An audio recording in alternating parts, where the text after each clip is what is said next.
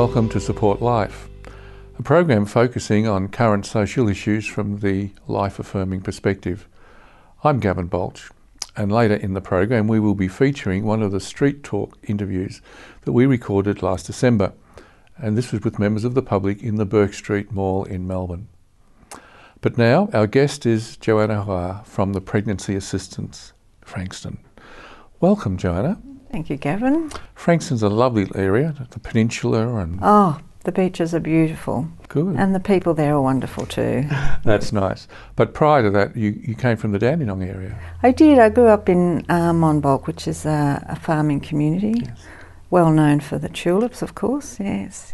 So I grew up on one of those Dutch farms that grew lots of daffodils and hyacinths and tulips. Good. So Dutch is the operative word here? It is, yes. Yes, very proud of my heritage. Okay, and you've only just recently been back to Holland?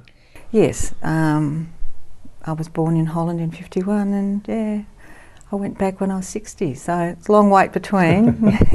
Okay, so here in Melbourne, you came out of a number of years having been a nun. Where did you serve?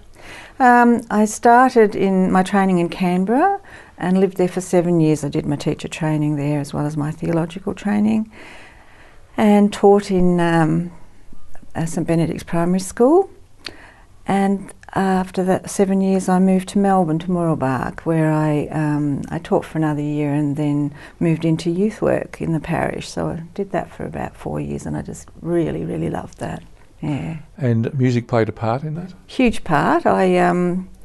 My dad bought me a little guitar when I was about 12, and when I was 18 I got a nice new one. And in the convent, of course, they encouraged any form of musical talent, so I studied classical guitar and also folk. So yeah, I used the guitar a lot in my prayers, and of course with liturgy. So that became a big part of my life, music and liturgy. Arts is a very spiritual vocation, isn't it? It is, and it's very... it connects you to a lot of people, as well as connecting you to your deepest inner self. Yeah. Yes. Okay, so as you're thinking about life, you eventually get married. I do. After 12 years as a nun, I left, and I met my husband 18 months later. And I'm a very nurturing sort of person, so I really wanted to be a mum. It was a big part of my desire, because for 12 years as a nun I thought I would never have children. Of course, I thought I'd be a nun for my whole life. So when I married Phil and we had children, it was just a wonderful, wonderful experience. Yes. Almost like the sound of music in miniature. In miniature. That parallel's been drawn before, yes. Okay, because you came from a family of 10. Yes, is that right? That's right, yeah, Okay. One of the eldest of the 10 children. So I'm always surrounded by babies and helping mum to cope with, the nappies and the washing and the child minding and the bathing of them all. Yes. Okay, and eventually you had 2 sons. I did. I would have liked more, but that's what God gave me, and very grateful for them. They're both gorgeous. And one of the boys had a special gift. What was that? Well, yes, in the beginning I didn't think it was a gift. My eldest son has Asperger's. He's now 29. It's been a long journey and a very painful one, but at the same time there have been real highs and real, my husband and I and my second son, we have learnt so much from him. He's a joy. He really is, and we love him very much. And out of these experiences, you, as teachers, decided to do some homeschooling. We did, because my son had a difficulty with kinder. The first day at kinder, he sat in a corner with his eyes shut for 2 hours.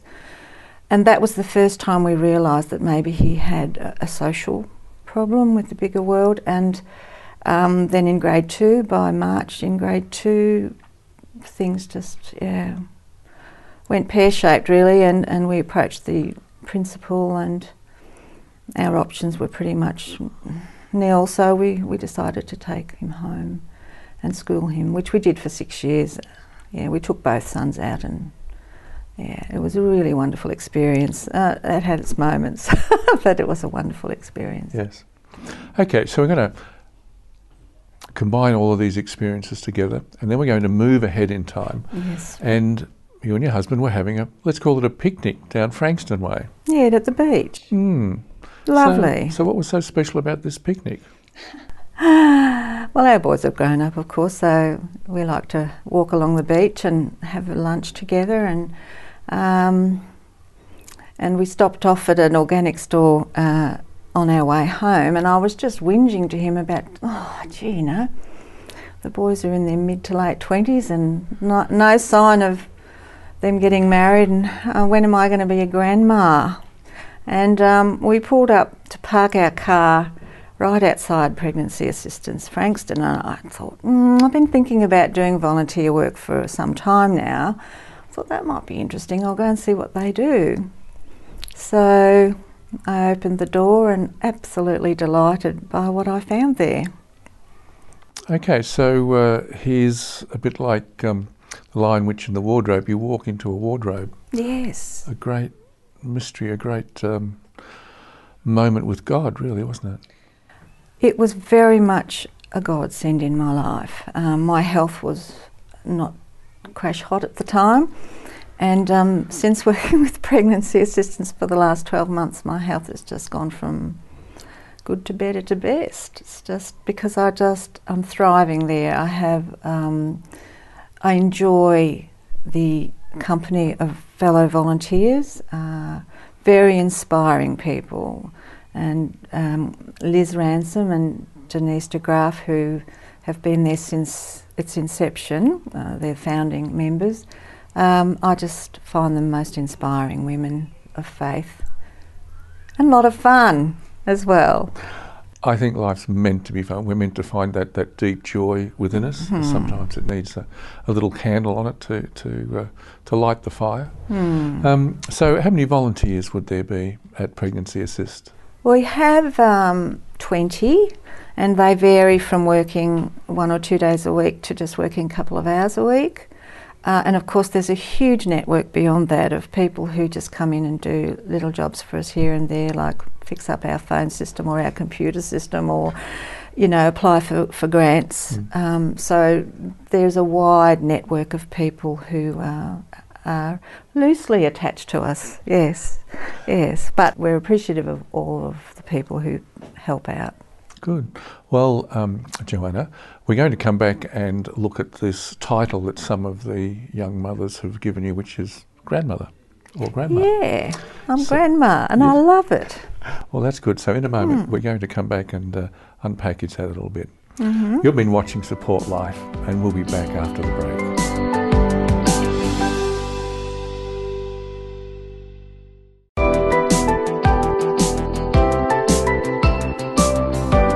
Welcome back to Support Life. I'm Gavin Baulch, and our guest today is Johanna from Pregnancy Assistance Frankston. Well, here we are again, Johanna. Yes, Gavin. And we used that wonderful phrase, grandparent, before. So you didn't think you'd become one, but you kind of are one. Would you like to fill me in on that? Yes, well, since I've been with Pregnancy Assistance, within the first 3 months, I started to connect with some of the girls, and before they had the baby, and then visited them in hospital, and then went and did home visits afterwards. The first girls that I went out to were fairly isolated and really wanted someone to come and visit and just role model a bit of parenting too. So a couple of the babies that were born last year now call me grandma, and in different languages too. And it's just lovely watching them develop, and also I can see how the mother has actually learnt from me. So I hear the phrase from time to time, oh, I didn't know my daughter could do that. And just by my being there and talking in a certain way to the baby and getting a response, a giggle or a little dance, and the mother suddenly saying, "Oh, my daughter's never done that before for me," and then when I'm perhaps just on the periphery of the room, I'll see that mother reproducing my behaviour with the baby. And so I feel very proud of this, one of my daughters and my granddaughter, because they've travelled a long way, and I think that with that intervention they would be somewhere quite different. Yes. Now, we talked about doing work back in their homes. So that's a new adventure for Pregnancy Assist? Yes, it's kind of an add-on to the wonderful work that they have been doing for the last 6 years. We've been offering support to women, most of them who find themselves having a baby on their own. They're not partnered. They've chosen to go ahead with the pregnancy, but have great uncertainties about being mothers. Many of them have not come from good mother, have not had good mothering themselves, and want to give it a go. So we're there. We're there for moral, emotional support, spiritual support if they want that. But certainly we provide a lot of goods for them to save them money, because, well, I'd say all of them are on Centrelink payments and struggling. So we do the old story of, I'm from a large family. I didn't have to pay out a lot when I had my first child, because the family rallied around. It was all sort of hand-me-down stuff. It was all in good condition, and so we do that. I think we're sort of like a big family in Frankston that just sort of hand-me-down things to girls who are happy to take them. So we give them prams and cots, bassinets, bedding, everything that they need for the baby when the baby's before the baby's born. We give them what's called a baby bundle, which is all new stuff, and that is for the first 2 weeks of the baby's life. And then subsequently we have a huge network of people who donate goods to us, a lot of baby clothes right up to, say, the first year of life. So the mothers can come back to us repeatedly when the baby outgrows their clothing from size 000 to 0, right through. They just keep coming back. And in the coming back, they get a little bit of love and support and ongoing attention. But I think the home visitation program has kind of just taken that a step further. Yes. What are some of the stories? Because everyone's on a journey and nothing is ever complete. We're on a journey here today. So what are some of those journeys that you could refer to that bring joy to you? I think being called a grandma is just a wonderful thing. Recently I had a baby, a granddaughter, 2 weeks ago, and the mother is a meth user, so it's meth babies, and it's been really touch and go. It's been a very difficult pregnancy, and she's been very frightened. So there's been a lot of bonding, and and she allows me to be the grandmother of her baby, a surrogate grandmother anyway, and that's delightful. So I really enjoy watching them cope better with their anxiety and their fears, and I love to go and spoil them, really. Every time I do a home visit, I like to take them something. My mother did that, and so I do the same. And Pregnancy Assistance has that policy in place where we love to mother them. Well, this Pregnancy Assistance, you really become the grandparent or sometimes the parent that they never had. That's right. In a society that's, families are breaking down. That support network is breaking or fragile. Exactly. Yes. Now, talking about mentoring, I believe that You've talked your husband into coming along, particularly if there's a partner in the relationship. How's that going? That's going really well, although my husband's talking about retiring. He works 2 days a week in his old job, and he's talking about retiring because I'm working him so hard. But he loves it. He really loves coming out with me.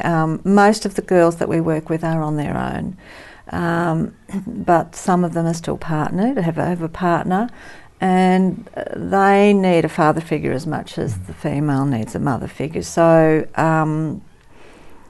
he comes along and he does male things with them, you know. So talking about buying a car or getting mobile or helping them with gardening, or recently he gave an old trailer to one of the boys who's absolutely wrapped to the back teeth with it because he's going to do it up and take his family camping in it. So, you know, we're very flexible about what we do, and if we can help in a certain way, we do. And yeah, the men, the partners of a lot of the volunteers actually do things. So Phil's just one of the many. So we could say next time somebody's picnicking down Frankston Way, yes, and they're thinking about volunteering, you would welcome Pregnancy Assistance Frankston. Absolutely, they're welcome to walk in the door. We've got a cup of tea or coffee waiting, and hospitality, and we're certainly happy to share our time with anyone that walks in our door. Johanna, thank you so much for this conversation. It's a pleasure, Gavin. You're watching Support Life, and that's all for our conversation with Johanna, but stay tuned because after the break we'll be back with one of the Street Talk interviews that we recorded last December with the members of the public in Bourke St Mall in Melbourne.